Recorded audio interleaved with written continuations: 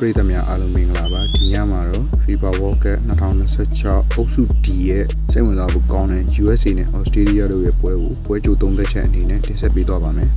ကျွန်တော်တို့ပထမဦးဆုံး USA ဘက်ကိုကြည့်မယ်ဆိုရင်အခု World Cup မှာဒီ USA အတင်းကဖောင်ရမ်းကောင်းနေတဲ့အတင်းအတင်းမှာနောက်ဆုံးပွဲမှာပါရာဂွေးကို4-2နဲ့အနိုင်ရထားပြီးတိုက်စစ်ပိုင်းကအရန်အနေရရှိနေပါတယ်သူတို့ရဲ့အားသာချက်ကတော့ first attacking play အမြန်တိုက်စစ်ရှင်နိုင်မှုပေါ့နော်တောင်မန်ကနေ pace မြန်မြန်နဲ့ထိုးဖောက်ပြီး chance တွေကိုဖန်တီးနိုင်တာသူတို့ရဲ့အဓိကအချက်ပါဒါပေမဲ့ defensive ပိုင်းမှာတော့တချို့အချိန်တွေကအာယုံစူးစိုက်မှုကျော်နဲ့တက်တာတွေရှိတယ်ကျွန်တော်ဒုတိယအနေနဲ့ပေါ့နော်ဒီ Australia ဘက်ကိုကြည့်မယ်ဆိုရင်တူရကီကိုသူတို့အတင်းက2-9မရှိနဲ့အနိုင်ရထားပြီးတော့ defensive organization အရန်ကောင်းတဲ့အတင်းဖြစ်တယ်သူတို့ရဲ့ play style ကကြစ်လက်တဲ့ခံစင်းနဲ့ counter attack ဖြစ်ပြီးတော့သူတို့ရဲ့ physical strength ကောင်းတာကြောင့်ဘောလုံးချေလူရမှာတော့မလွယ်ပါဘူး set piece အခြေအနေတွေမှာလည်း NDA ရှိတဲ့အတင်းဖြစ်ပါတယ်ဒါပေမဲ့ attacking creativity ဘိုင်းမှာတော့ USA နဲ့နှိုင်းယှဉ်ရင်နည်းနည်းလေးနောက်ကျနေတယ်လို့ပြောလို့ရတယ်ပေါ့နော်ဒီပွဲရဲ့အဓိကထိန်းချုပ်နိုင်မှုကတော့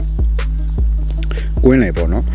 USA ကဘောလုံးပိုင်ဆိုင်မှုကိုထိန်းထားပြီးဂိမ်းတန်မှုအတေချလုပ်မယ်။ Australia ကတော့အကောင်းဆုံး defense လုပ်ပြီးတော့ counter attack နဲ့ပြန်တိုက်မယ်။ကျွန်တော်တို့နောက်ထပ်ကြည့်ရမယ့်အထူးချက်ရှိပါသေးတယ်။အဲ့ဒါကတော့ USA ရဲ့ attacking speed ကို Australia ရဲ့ defense line ထိန်းနိုင်မလားဆိုတာပါပဲ။ကိုခံမှန်ရတဲ့အနေနဲ့တော့ဒီပွဲကတိုက်ဂိမ်းဖြစ်နိုင်နေမယ် USA က attacking quality ပိုကောင်းတာကြောင့် 2-1 နဲ့ကနိုင်သွားမယ်လို့ကျွန်တော်ကတော့ခံမှန်းထားပါတယ်။နောက်ဆုံးအနေနဲ့သုံးသပ်ရရင်ဒီပွဲက USA ရဲ့ attacking နဲ့ Aussie ရဲ့ defense line ဖြစ်ပြီးတော့ဘယ်တစ်ရ game plan ကောင်းနဲ့ execute လုပ်နိုင်တယ်မလဲဆိုတာကိုစောင့်ကြည့်သွားရမှာပါကျွန်တော်တို့ရဲ့ channel လေးမှာကမ္ဘာ့ဖလားပွဲတွေကိုပွဲကြိုသုံးသပ်ပေးနေတာဖြစ်လို့ like နဲ့ subscribe လုပ်ခဲ့ဖို့မမေ့နဲ့နော်